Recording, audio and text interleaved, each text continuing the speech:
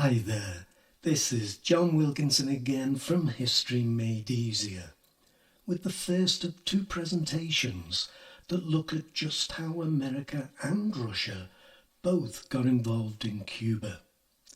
This first presentation will focus on America. Cuba sits just 160 kilometers off the Florida coast, and thanks largely to American support, Cuba gained its independence from Spain in 1898. But it only swapped one former colonial rule for another. Cuba might have become an independent sovereign state, but it was so economically tied to America, particularly under President Batista, as it almost became its 51st state. America might set itself up as an anti-imperial power, but it always acted in an imperial manner. Americans owned over 80% of Cuban oil refineries, copper mines and cattle ranches, and 70% of arable land, including tobacco plantations and most of Cuba's sugar industry. Cuba was obliged to sell its resources cheaply to the American market and to buy American goods in return. 3/4 of Cuba's imports came from America. The Cuban railways and its telephone system were run by America. The American mafia also ran lucrative drugs, gambling and prostitution rackets. Cuba was a holiday destination for many Americans. The American Navy also had an important base on the island at Guantanamo Bay. This would become infamous, of course, with the war in Afghanistan. Batista gained power for the second time in 1952, following a military coup. He was thereafter supported by American financial and military aid. Batista headed a cruel and corrupt regime, which not only oppressed Cubans, there was censorship, torture, and even public executions, but he left most Cubans living in extreme poverty. However, from the American perspective, American companies extracted huge profits from Cuba, and Batista provided the necessary political stability. So all was good.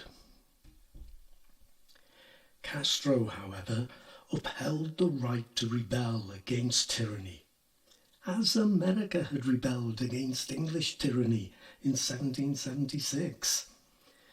And he did so with an incredibly small force of guerrillas, including the legendary Che Guevara, and he overthrew Batista in 1959. Some of his guerrilla forces were Marxists. Most, however, were nationalists.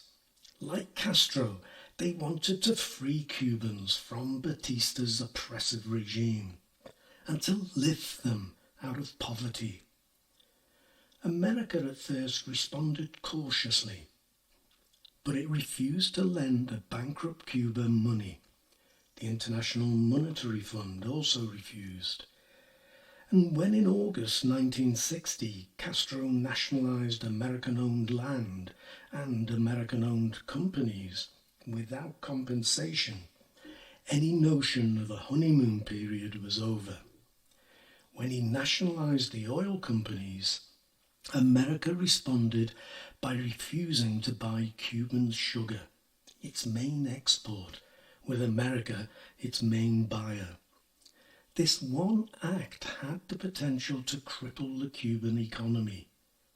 The Soviet Union saw an opportunity and offered to buy all the sugar Cuba could provide.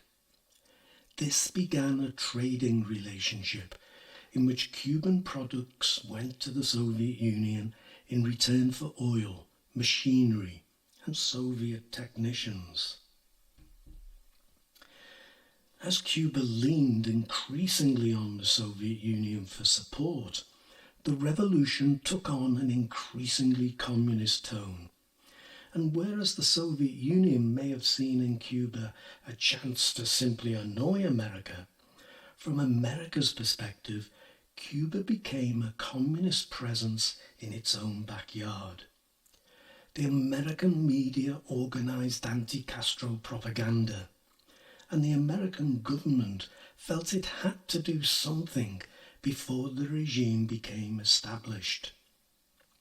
In June 1960, President Eisenhower authorized the CIA to investigate ways of overthrowing Castro, and there would be attempts on Castro's life.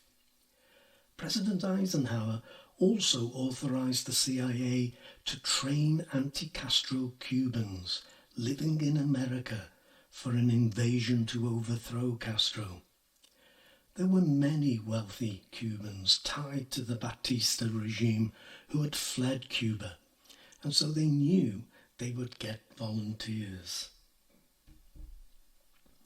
About 1,500 exiles were trained in secret in Guatemala, and the plan was to land them in a part of Cuba known as the Bay of Pigs. It was expected that the Cuban population would join them in a popular uprising.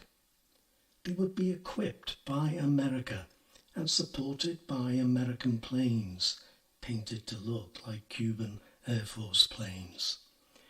And they would attack Cuba's air bases. When Kennedy was elected at the end of 1960, he inherited the plan and gave it his support. It was, however, a poorly conceived plan. Some of the exiles had been well trained, but others had minimal training. The invasion plans were also known to Castro, and his troops were ready to defend the island. American intelligence had been faulty, and the site of the invasion was not appropriate, with the landing craft ripped open by sharp reefs. The American air support missed many of its targets, and a number of planes were shot down and their pilots killed, making America's connivance in the invasion clear.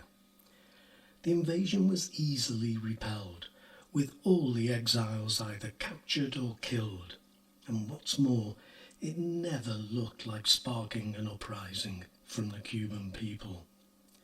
The captured invaders were particularly embarrassing for the Americans, as they were shown to be from the class that had benefited from Batista's rule.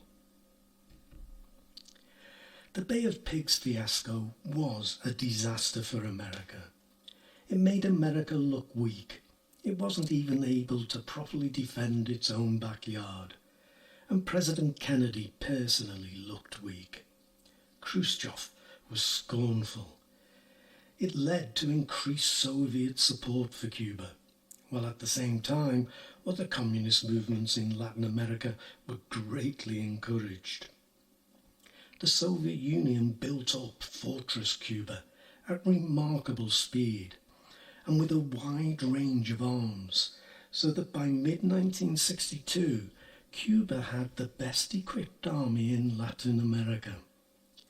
In August 1962, an American U-2 spy plane photographed a surface-to-air missile site on Cuba. There were also some 5,000 Soviet technicians to help maintain the weapons.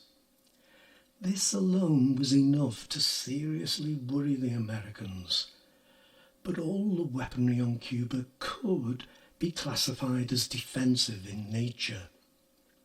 If nuclear missiles were put on Cuba, however, it would be a different matter, though the CIA felt that this was highly unlikely. They were as wrong about that as they were about the Bay of Pigs. So, why did Khrushchev decide to place strategic nuclear missiles in Cuba? That will be the focus of my complimentary presentation. For now, it remains for me to thank you, as always, for listening. If you're still in the first year of your course, I do hope you're enjoying it. I think it's such an interesting course. You might want to check out my ebooks on Amazon, if that's the case. If you're getting close to your exams, keep the faith. If you're watching things like these videos of mine, then you are putting in the extra effort and you'll get your reward. Good luck anyway. But that's it for me for now. Cheers.